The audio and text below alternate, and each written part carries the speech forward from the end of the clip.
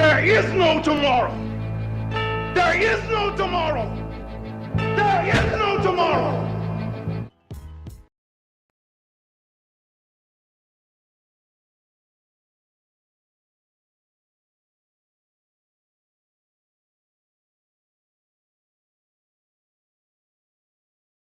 Can't wait till it's here. And very shortly, we should have John the Iceman Scully to talk some boxing. But, I want to get this picture back up. What's crazy is we're less than up. My man is in. So let's get him in right now. John Scully, former fighter, fought for the title and one of the best trainers in the world. How you doing, my friend? Good. How are you? I'm great. Talking to you, talking boxing. Something I can't believe. July's almost over. Can you believe this? That July, like summer just gets here. Yeah. And we're almost into August. Right. Every year it happens the same way. We're in January. Feels like a lifetime ahead of us till Christmas, and then you're making plans for the summer, and then summer's almost over, and you realize you haven't done any of them. Well, it's crazy because I remember when June 1st came around, because I've my youngest is in high school, so school is going to be out soon, and you're like, wow, summer's about to start. We got a nice long summer in front of us. And now I'm looking at the calendar and it's July 23rd, man. It's crazy. It really is crazy. Yeah, for sure. So I appreciate you being on here, man. The first thing I wanted to talk about, obviously, this fight, by the way, it's rescheduled for October 12th. Artur Beterbiev, who you are the assistant trainer for, and Dmitry Bivol. That fight is less than 3 months away. Yes, sir. So a couple questions for you. When do you guys start camp? Have you spoken to Artur at all, or do you not do that until camp starts? I keep in touch with him a little bit. I try not to, I give him his space, but he's actually over in Siberia right now. What he does is, before camps, he goes off on his own. He's like a real life Rocky. Like, he goes off on his own. He does his own stuff. And he went to Siberia. I guess they're famous for their mountains. And he's riding bikes, his mountain bike up the mountains. So that's how he's rehabbing his leg, I guess. And that's just him, So that's what he's doing. Yeah. So his conditioning camp is in the mountains of Siberia. That's his pre-camp. Right. That's him. That's just him being him. Like, he's always doing stuff like that. And, that's just who he is.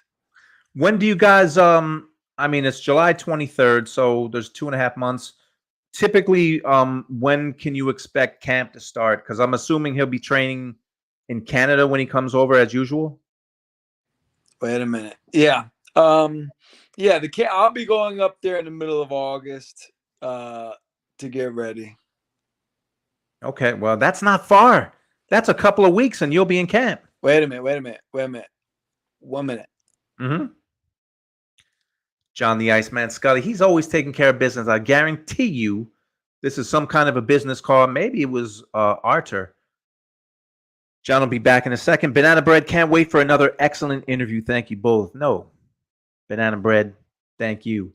I love talking boxing with Scully. And for those that don't know, if you care, I was a HBO producer when I first met him. We did a 1 episode 24/7 on the Ward Dawson fight. And I was with Bad Chad, and he is back. Let's get Mr. Scully back, and there he is. My alarm went off, and it knocks me completely offline. Oh, I thought maybe that was Artur calling just to see how you were doing. Right. So that fight, it's the fight I was looking forward to most on the whole schedule. Like Fury Usyk, that was the fight, and then with it being postponed, the good news is it's only 2.5 months away. So. Right. How are you feeling about that? Is it too early to get excited?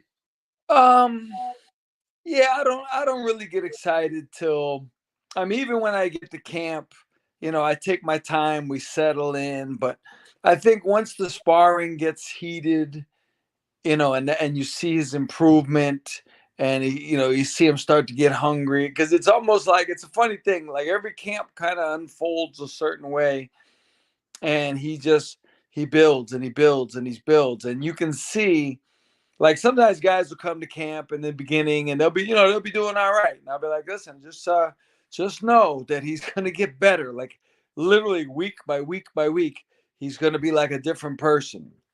And by the end of the camp, he's generally just on fire, and it's a really cool process to actually watch it unfold in real time.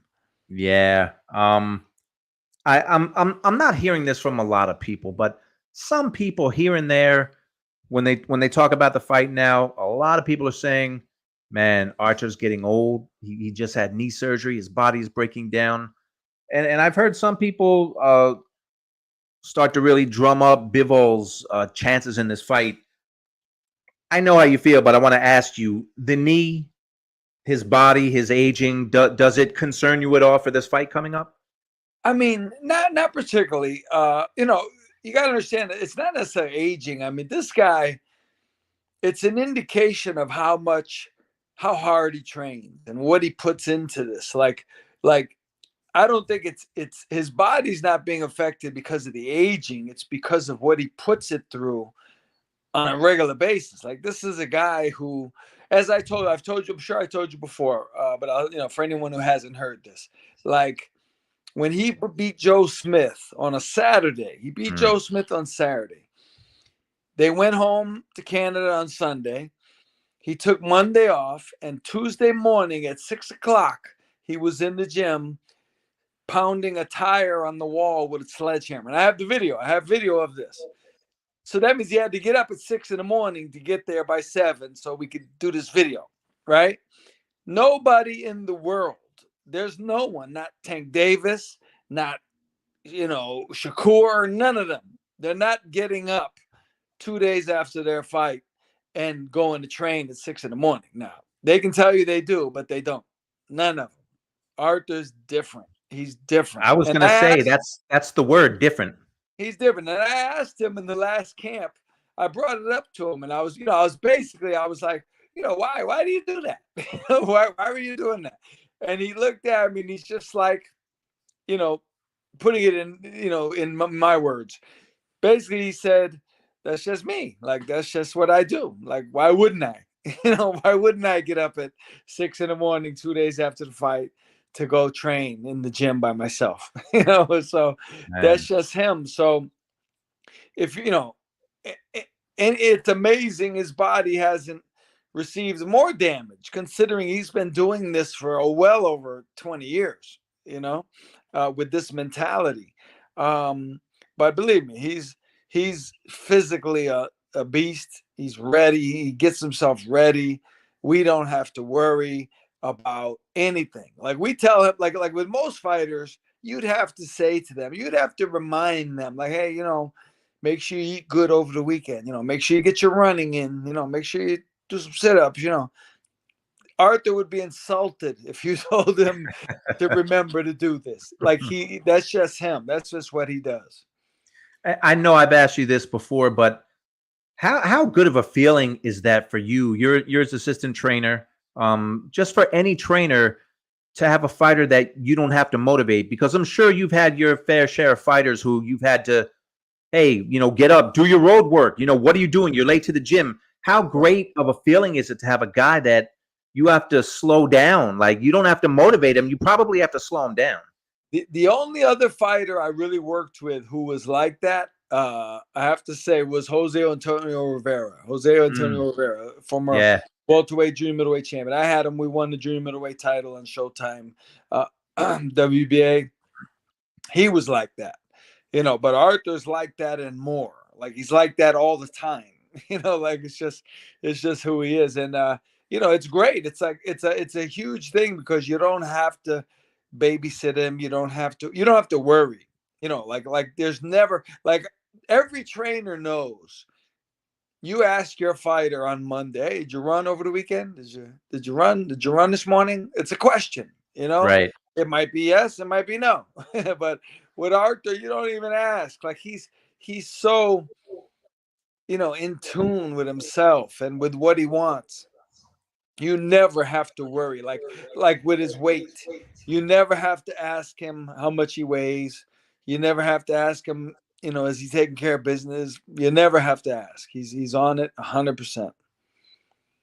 So I want to move on to your big gathering, but this is a question or a statement that a lot of people have, and I talked to you about this too. But the Kegi says this is not for John Scully, but I find it highly dubious that a man in his late 30s who fights very high performance level can do that naturally.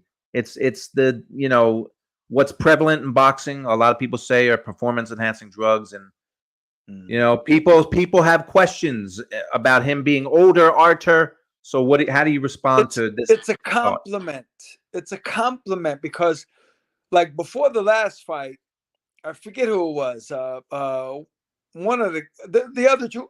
I guess it was Teddy Alice was training Callum, and he was saying he kind of said something similar, and I said, you know, without realizing it, like you're giving Artur a huge compliment because you're saying this guy's so special. He must Right. be doing something illegal, right? And listen, Artur, let me tell you, Artur is a devout Muslim, right? That like he's not a guy who just says he's Muslim and, you know, wears the hat, right? This is a guy, he's 100%. He wouldn't do this. He wouldn't performing enhancing drugs and stuff like that. That's not him. I've seen him train. I know the mentality of him. He like I said, it's a compliment to him that you think he's on drugs. You know what I mean? Because how else could he make it to be that awesome? You know, but his mentality is unlike anything I've ever seen with a fighter. The only one I could compare it to, and I wasn't with him, but I've heard the stories, especially when we were fighting him. But Bernard Hopkins, Yeah. his mentality reminds me of how I see Artur. And you see, Bernard was able to take it to the almost 50 years old.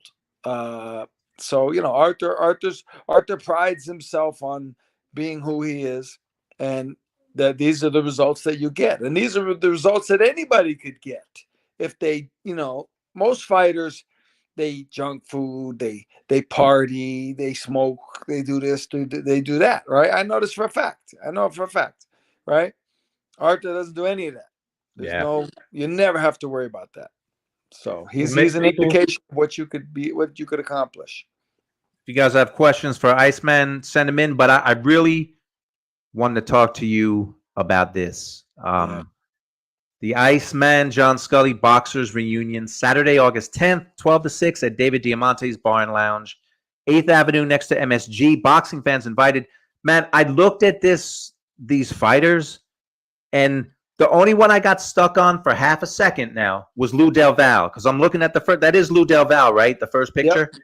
Yeah. So I'm looking, and everybody else, you know, of course, I know. But the one that I think made me happiest on this group, that's Vito Anafermo on the far right, isn't it? Yeah, yes, it is.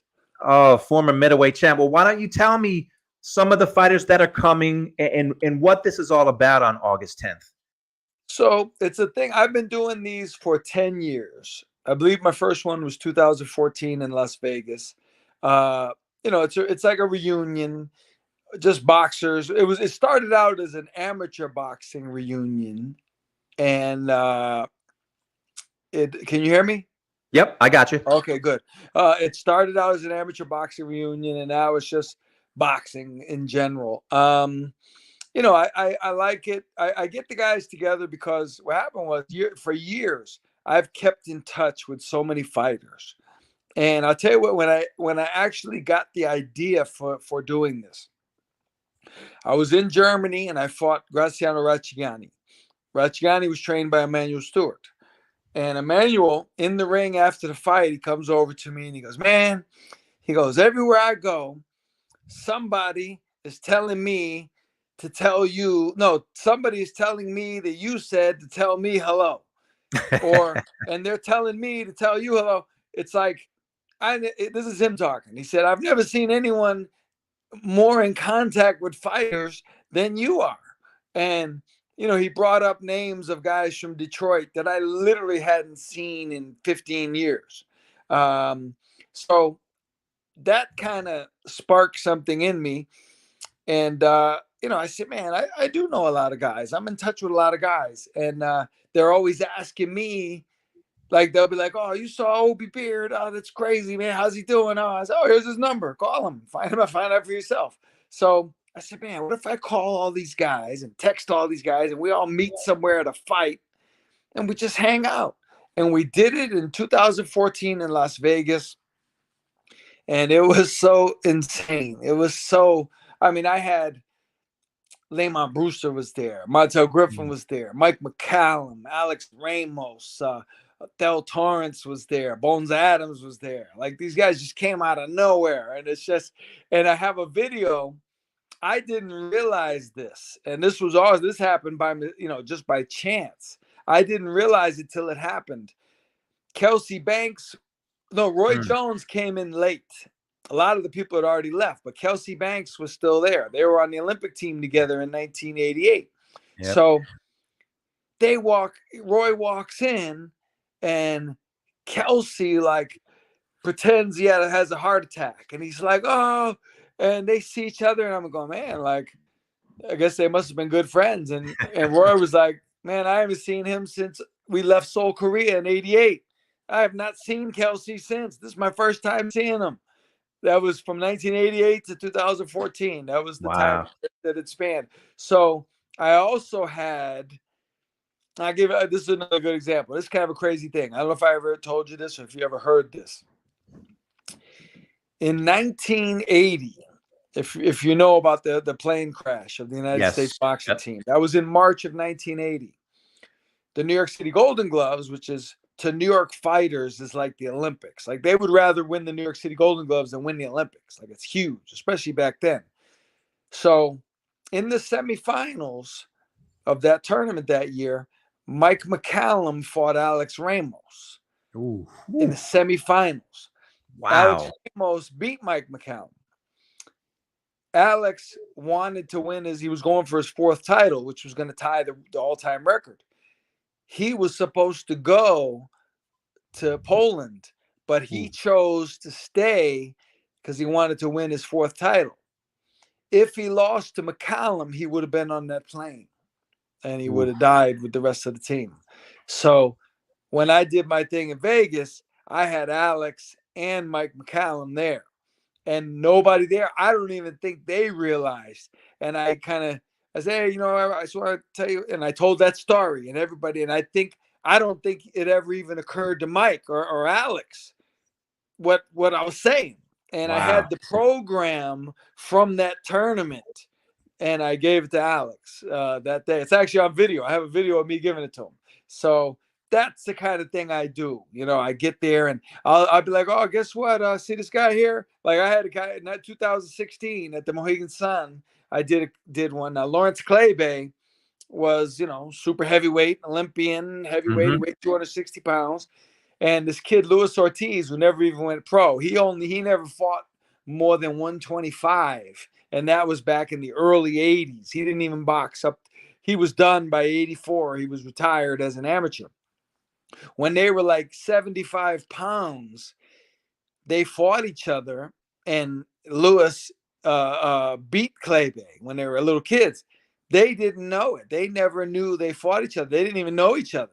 And so I had them together and I say, hey, you guys aren't going to believe this, but this little guy right here, 38 years ago, beat this monster in an amateur fight. And, so it's just, so they met each other and took pictures and, so it's stuff like that we create. And August 10th is going to be something very similar. You know what? Because people have some questions who the fighters are, and I know the guy with the eye patch. I know who that is. But why don't you give a little roll call in this picture of some of the fighters that you expect to be there? Okay.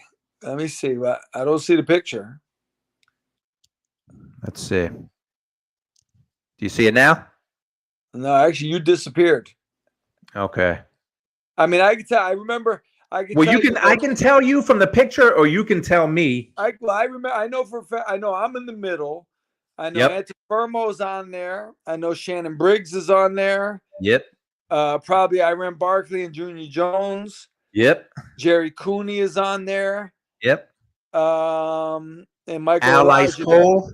Ice Cole is Al on there, Cole's on there. Michael Olajide's on there. and You know, Lou Del Val is in the Lou picture. Del Val, right? Lou Del Val. Yeah. And we've got Ricky Frazier, who fought Roy Jones for the title. Him and Lou I fought remember. in the Golden Gloves in like 1989 or 90 in New York City. And so they're both going to be there. Lonnie Davis, who was my teammate at the 1988 Olympic trials, Eastern Olympic trials, we won it together. He's going to be there. You know, Junior's going to be there. Derek Rolone from New Jersey, who was a great amateur and a good pro as well. He fought for the title as a pro. I mean, I've got Joey Balintz coming in from Washington, Joey and Les Fabry. And Joey was actually the alternate to Pernell Whitaker on the 1984 Olympic team. Oof. He beat Pernell easily, 5-0 in the box off. And then he lost super controversially to him in the fight to decide to go to the Olympics.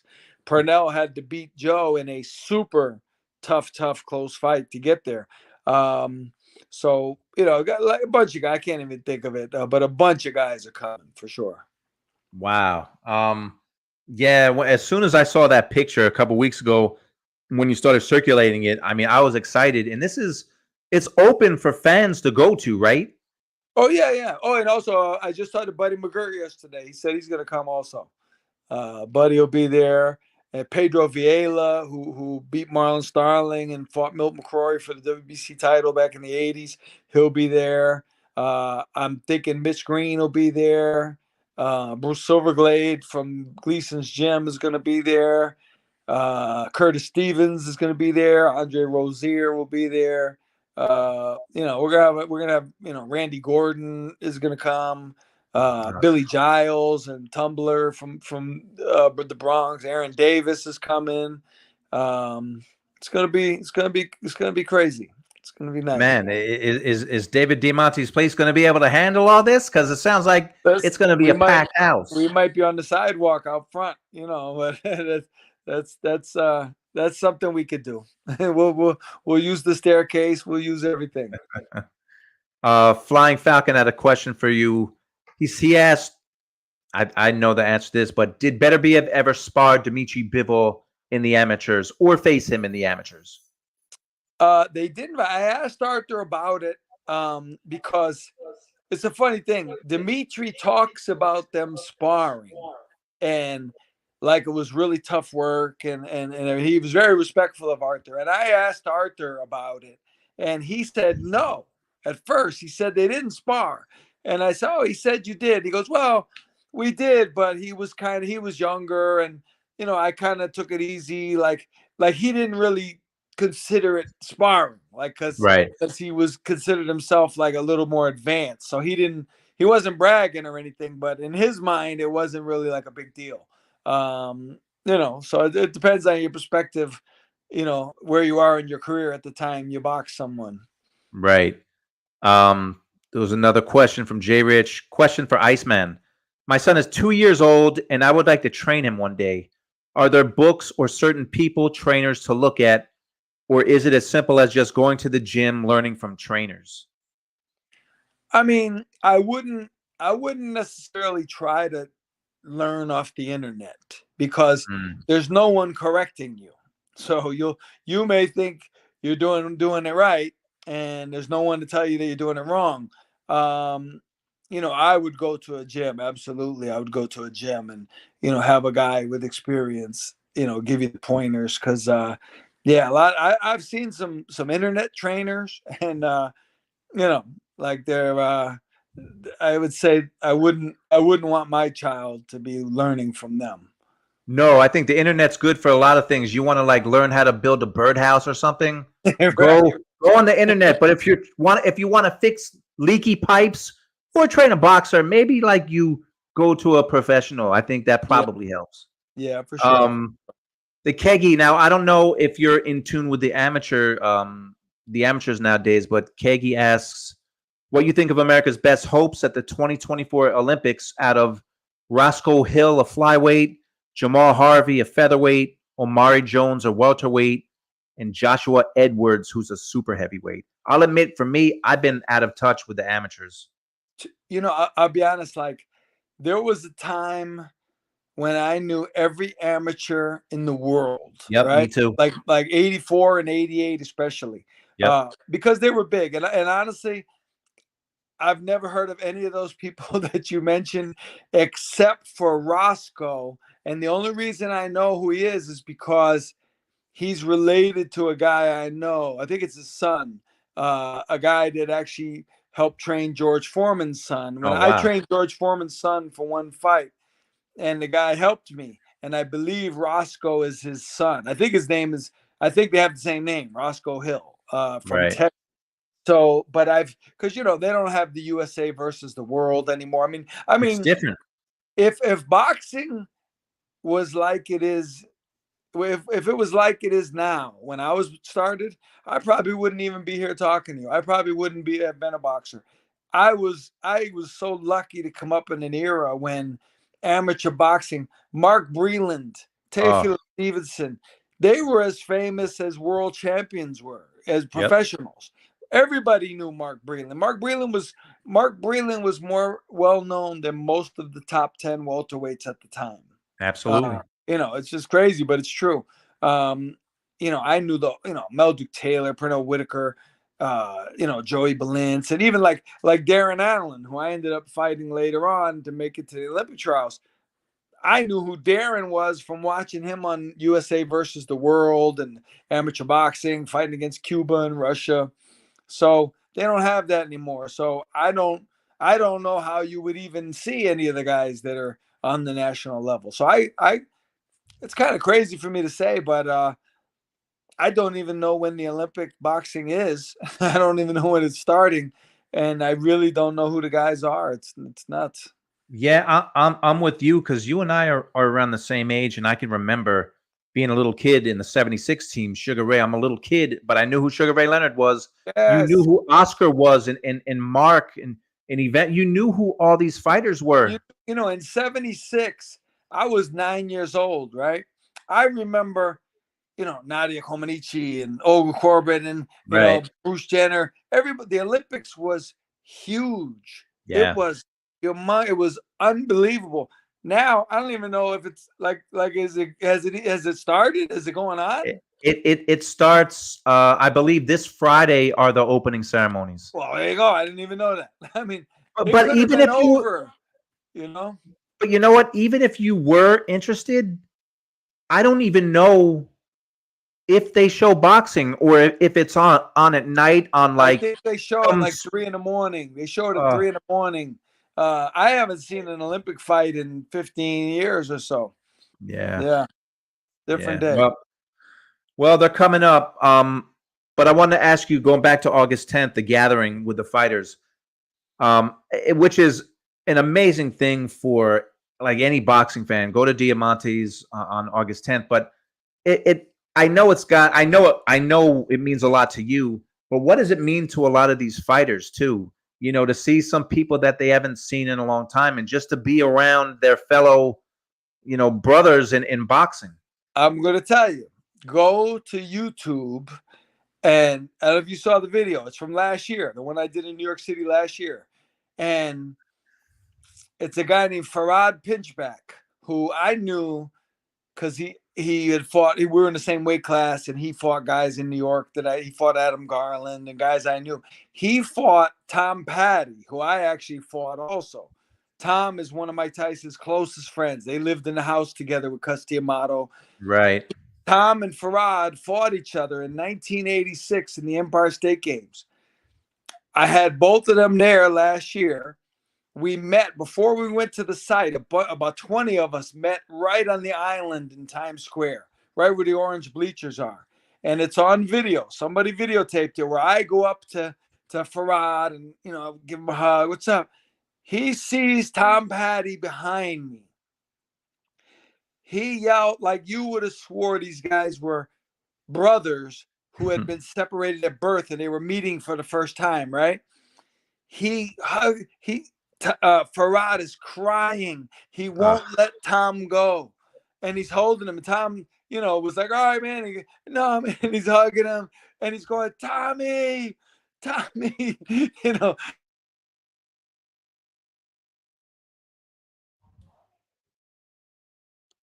Looks like we lost the Iceman for a second.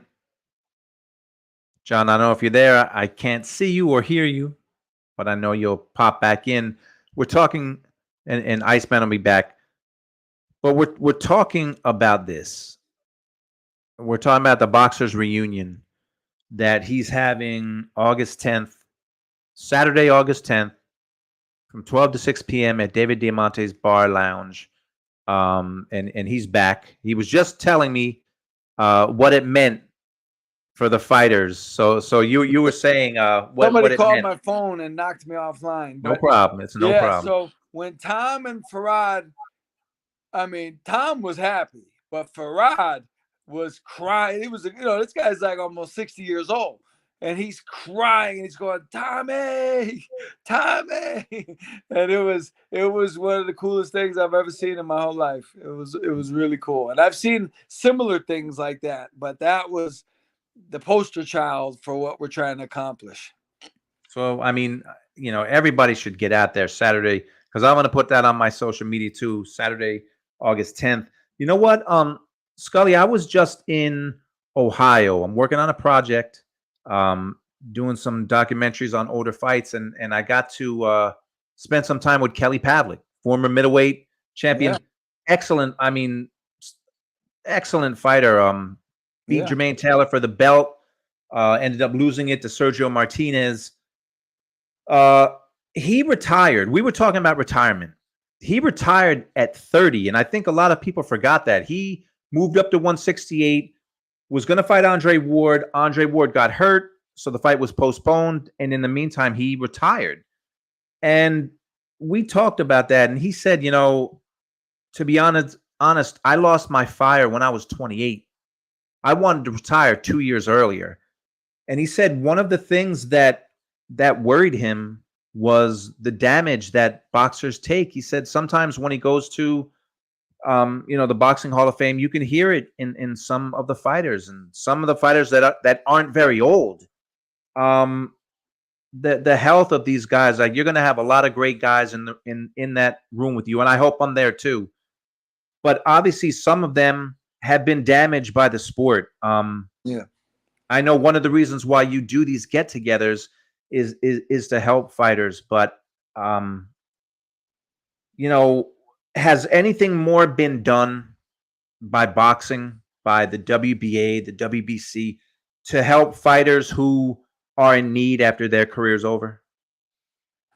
I believe it hasn't been really publicized, but I know from talking to Gerald McClellan's sister, Lisa, that the WBC has helped with certain fighters. They do help certain fighters, which I didn't realize that until relatively recently. I'm not sure why they don't publicize it more. They should. Yeah, you would think, but for whatever reason, but they have helped fighters. They definitely have. I have to say that. But it's not a big thing in boxing. Like, there's no group set aside, and I always say, and I hate to put it on them, but like a guy like Jake Paul, right?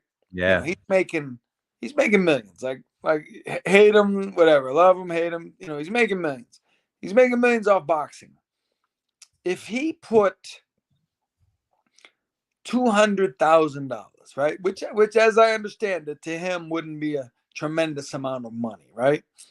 If he put $200,000 in an annuity or, some kind of fund, I don't know how it works, but an annuity, I guess, something of that nature, and just every month, if he gave Wilfred Benitez, Gerald McClellan, and Pritchard Colon just $1,000 a month, like $12,000 a year, which is nothing. That's a quarter to him, right? It would change their lives. Like, it would be so incredible. Because when I send some of these families sometimes I'll sell something and I'll sell them, I send them maybe $80 each, $100 each, right? They are very like unbelievably happy. And I say, man, like $100 did this. Like $100 had made this woman call me and thank me. You know what I mean? If you gave them 1,000 a month, they wouldn't even, it would be like Christmas every day. Because like the thing is, like Gerald Pritchard and Wilfred in particular, and I'm sure there's many, many more, but those are the three that I really deal with. Yeah. Their families, like I know this for sure because I visited Wilfred, his sister Yvonne. She takes care of him 24 hours a day. That means she can't work. She can't leave him alone. Like he cannot be left alone in the house. So she has to stay home. So any extra money like is super, super, super appreciated. They need money for food and keep the heat on. And I remember Pritchard's mom telling me there was a point when they didn't think they were going to be able to keep up with the mortgage, and she was crying. And but she's got to take care of her son. Like what can she do? So Floyd and Jake Paul, I mean, I'm not even asking them to do it publicly, just behind the scenes. Let's get something together. You guys wouldn't even miss this money. I remember, and I don't want to come across negative, but it's just the point of it, right? I remember years ago, I was in Las Vegas. I was at Caesar's Forum, right? That's the Forum shops in Caesar's Palace, Right. and there was a store there, and I remember there was a pair of pants, and the pants cost like $3,000. And I remember saying to the girl, like, "What?" I go, "Does anybody buy this? Like, who buys $3,000 pants?" And this is 2002, so this is before Floyd became big, big, big, big, right? And she told me, she said, "You ever heard of the boxer Floyd Mayweather?" I'm like, yeah, I heard of him. She's like, "Well, he owns at least one of everything in this store. Everything. He's bought at least one thing." I said, "The pants alone cost $3,000. There's like 150, 200 items in the store, and that's cool. He can do what he wants." But I'm saying, man, you know, at what point does the $3,000 pants supersede hooking Gerald McClellan up with a food card, at Right. the Right. grocery store. So it's these guys, and especially like I say, Jake Paul, he doesn't owe, but he owes in a way. Like you got this way because of boxing, right? You know, you walked into our sport without having to build yourself up and work your way up through the amateurs and stuff. If you wanna be accepted through this method, I mean, helping out a little bit with some of these guys would go a long ways. That's my thought on it. And I want to get back to you in a second, how you help fighters, but you brought up Jake Paul, who just had it was a sanctioned boxing match over the weekend. He fought a bare knuckle guy who I never heard of. John, there's the term combat sports, and I get that's like the term now. I don't follow UFC. I don't follow bare knuckle. I'm a boxing guy, so I had no idea who this was. Jake Paul was fighting. I saw clips of it. I said Jake Paul's going to massacre this guy, and he did. But the big news this week has been Gilberto Mendoza, who heads up the WBA. He came out on X and he posted something saying, "I'm not against a Paul versus Chavez fight for a championship." The fact that he would even bring up two fight like Julio Cesar Chavez Jr. and Jake Paul, who isn't ranked, has not fought a good boxer yet. Doesn't that hurt boxing when the head of the WBA says something like that? Yeah, 100% it does. 100% it does. He's in it. They're going for the money, the sanction fee, and yeah, it's like you can't have the people running, like if the people who run the sanctioning bodies are doing this, like, who's going to save us? Who's going to save the sport? I thought they were the ones that were supposed to put a stop to the nonsense, but it's been Right. true for years in that the top fighters and the promoters have seized control of the sanctioning bodies from the sanctioning bodies. They tell the sanction body what they're doing, and here's your sanction fee. Sit back and pretend to be in charge, but you're not in charge. We're in charge, and it's obvious that they're in charge. Um, it's just, yeah, it's hard to even put into words how I feel about this situation. Yeah, Yeah. And real quick on Jake, I'm reading some people saying, and I'm sure I don't. I'm not assuming you saw his fight. I didn't know, but Okay. I do. I'll say this: I knew Mike Perry. I know Mike Perry. Mike was 0-1 as a pro. Right. His last pro fight was like 5 or 6 years ago. Mike and I were in the gym together in Florida back like 2015. So we worked in the same gym. We did classes and stuff, and he was always telling me. I actually have a video on YouTube of him doing. I'm filming him doing this exercise, jumping over this bag, and he tells me I'm getting ready to turn pro in MMA like next month. And this was back in, I think, 2014, so 10 years ago. But he, when I heard he was fighting Jake, I was actually surprised because he's not a big guy at all. Like I No. was gonna spar with him at one point, and I remember thinking, he's kind of small. Like he's a little small, And Jake's bigger than me, and I'm bigger than Mike.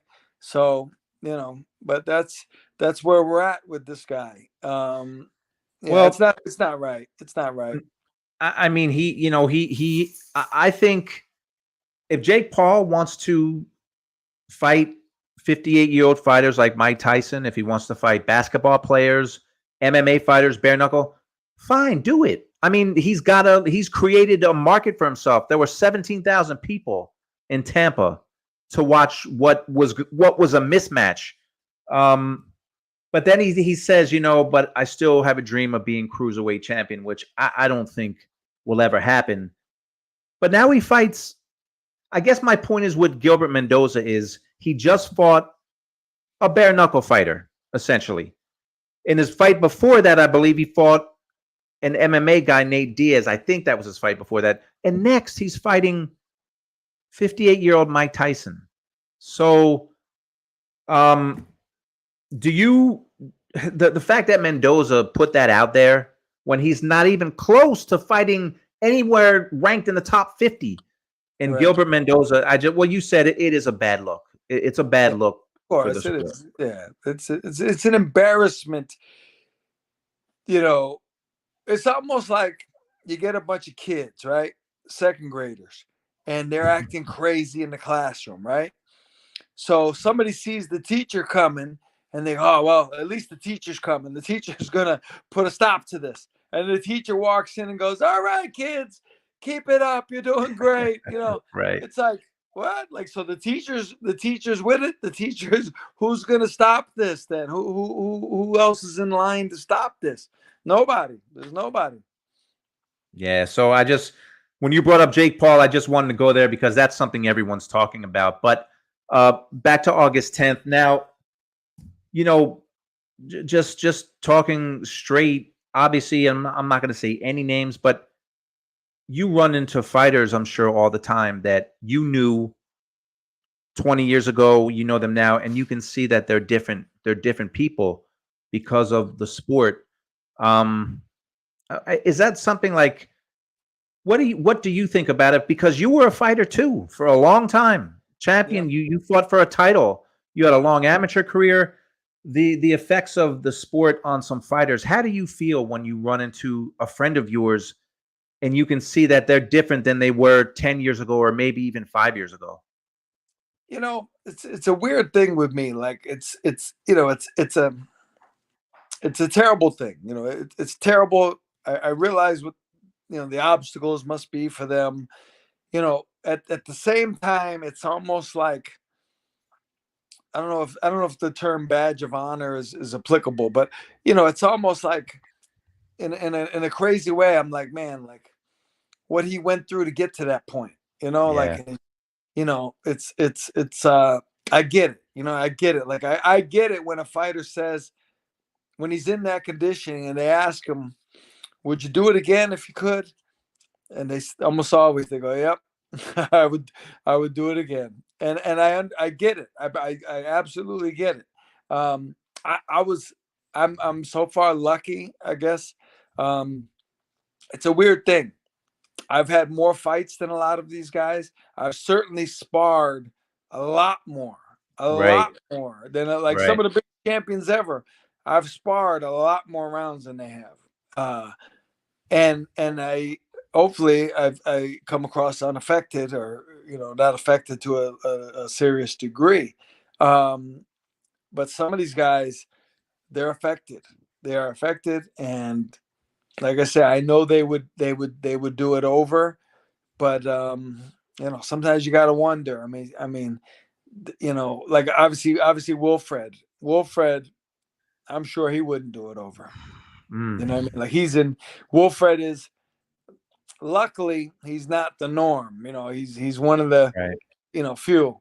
I mean, most of the guys I deal with have bad memory problems. Like they don't remember anything.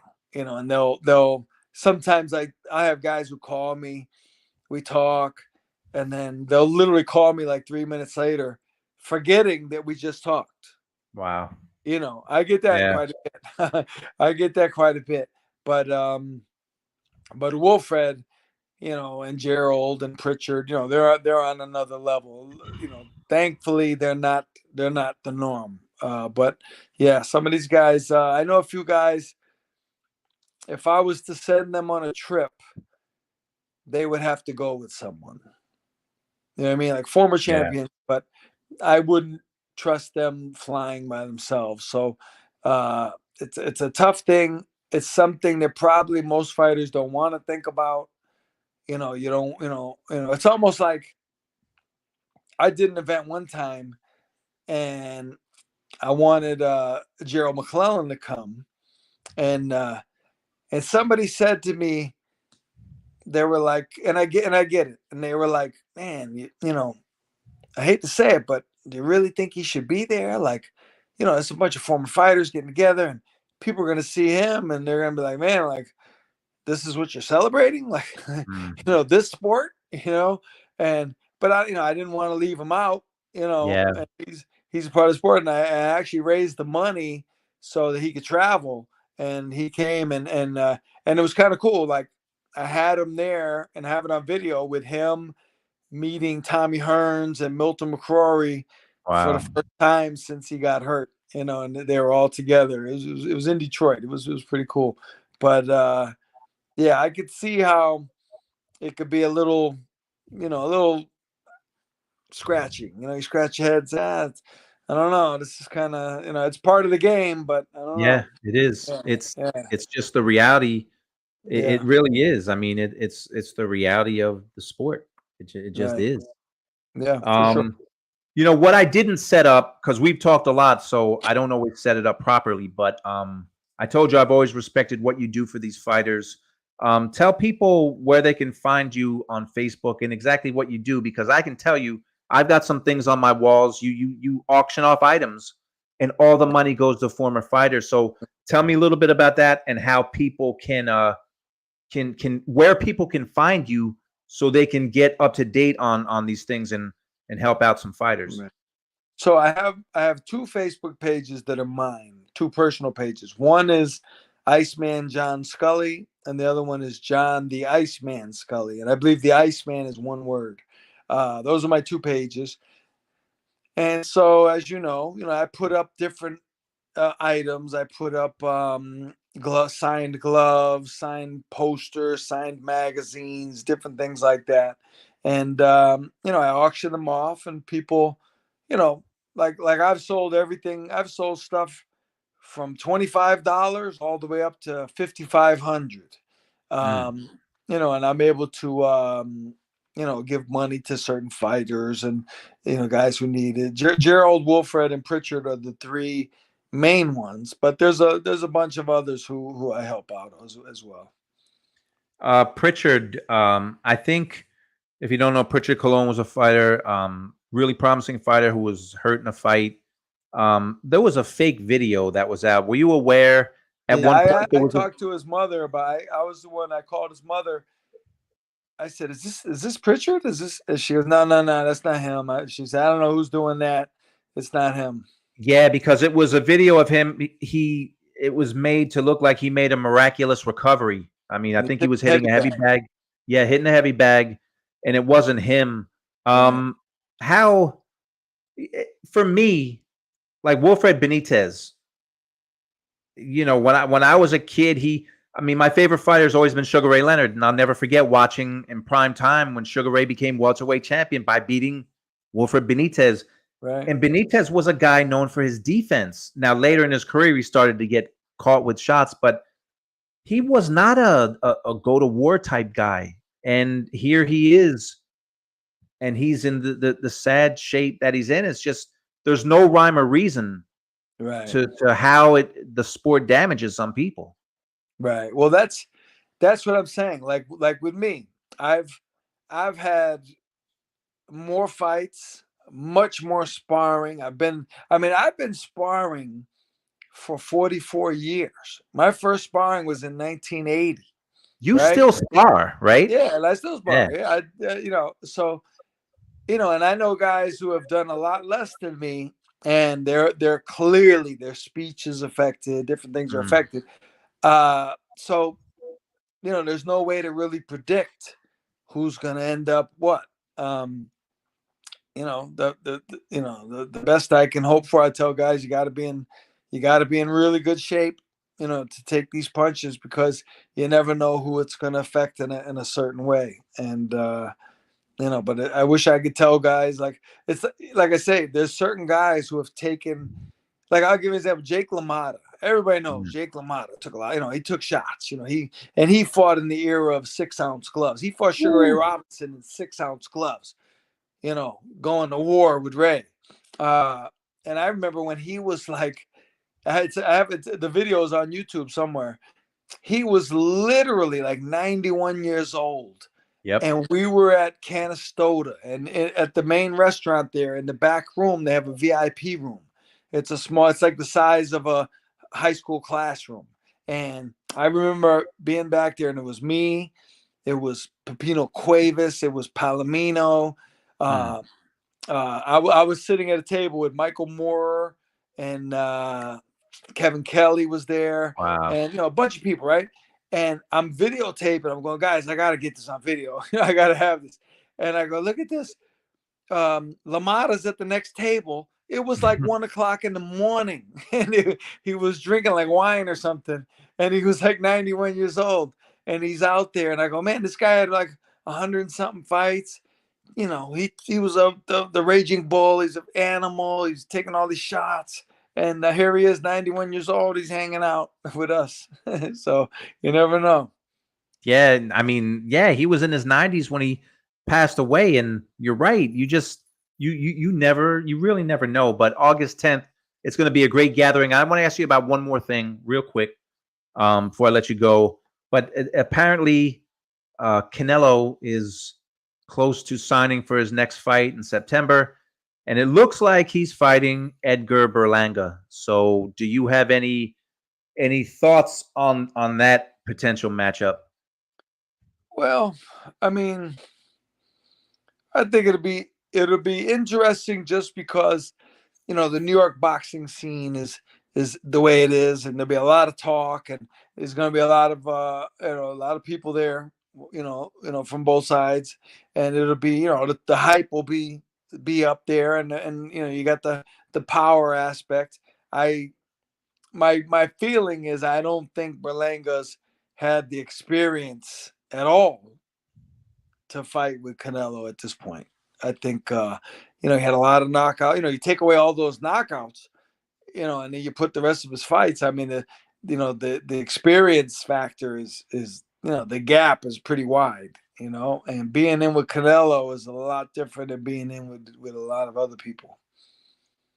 Do you think that Canelo and Benavidez is ever going to happen? Because Benavidez just fought at 175. He said he's going back to 68. Right. I mean, he's been the number one contender for I don't know how long, but do you think those two are ever going to fight? Well, here's my thing. Whenever they talk about a fighter, like, and they say, "Oh, he's scared. He's scared," and I always go, "Listen, come on, man. He's not scared. The guy's a Right. champion." Right. But I'll say this: like, the way he talks about not fighting Benavides, I'm like, Mm. man, if I didn't know better, I think this guy was scared. I hate to say that, but I don't know if he's doing it on purpose. He wants people to think he's afraid, or I don't know. But he certainly doesn't sound like a ball of confidence. You know what I mean?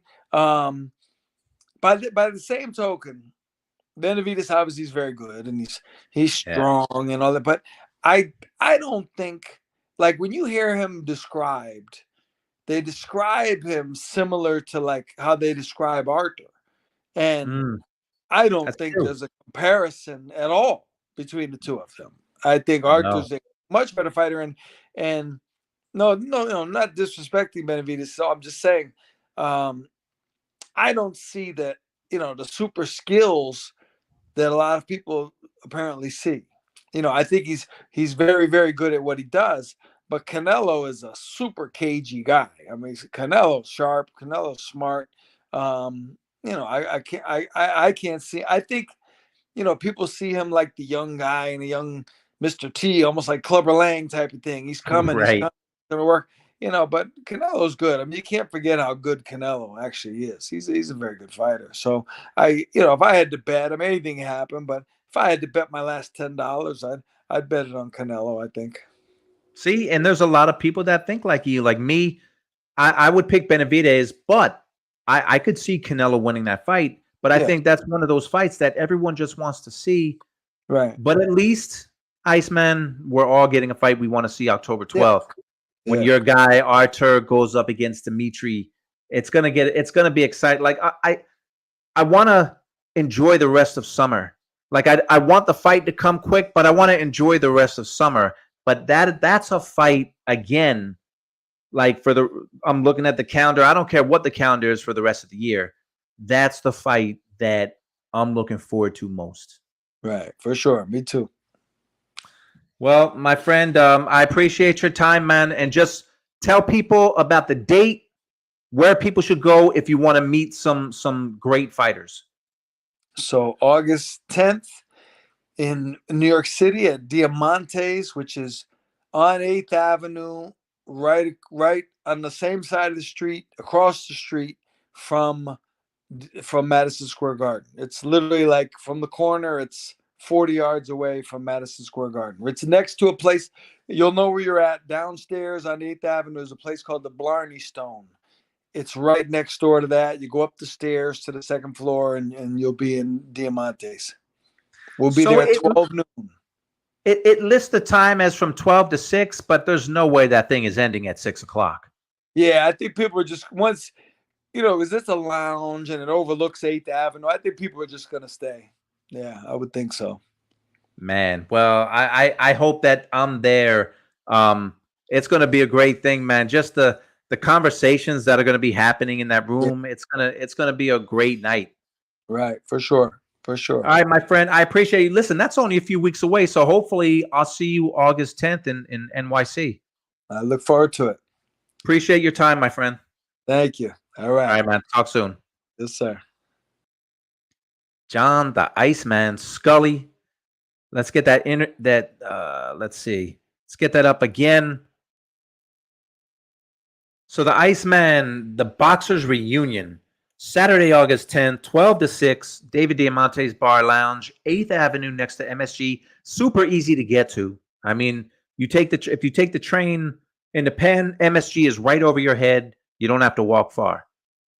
If you go to Grand Central, you just take the shuttle over to the Garden, to Penn, and you're right there.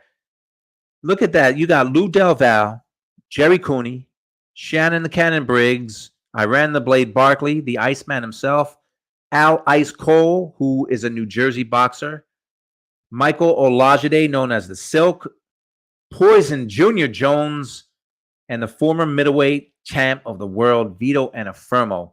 Man, That's a great lineup. That's August 10th. I can't wait for that. Man. And please go to Facebook, check out Iceman John Scully. He has 2 Facebook accounts. He's always auctioning off items. I mean, I have some beautiful things that I got from him. I have this one big picture of Vinny Paz. It's like I have to find a specially made frame for it, but it's signed by Vinny Pazienza. He's Vinny Paz now. But I have to find a spot on my wall for it. So make sure you go check that out.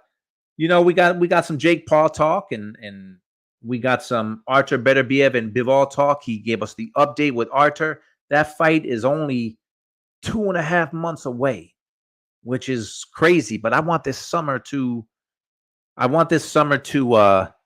slow down.